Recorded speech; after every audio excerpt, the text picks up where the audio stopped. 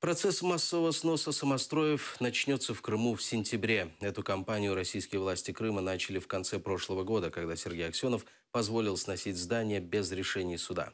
В октябре прошлого года в районе Жигулиной рощи в Симферополе строительная техника сравняла с землей десятки домов участников поляны протеста. Они годами добивались, чтобы их участки узаконили, но местные власти отдали землю в аренду бизнесменам. Сейчас некоторым домовладельцам микрорайона выплачивают компенсации за добровольный демонтаж зданий. Под угрозой сноса находятся и дома крымских татар в Судаке, в массиве Алчах. В конце марта им дали 10 дней на то, чтобы выплатить около 72 миллионов рублей. Если деньги не найдут, их дома снесут.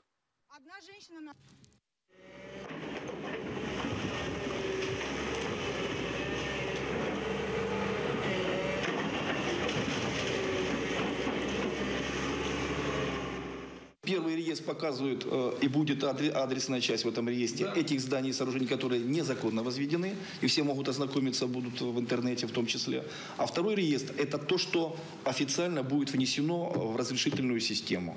И тогда можно будет сравнить, что где находится, любой гражданин, любой общественник может туда зайти.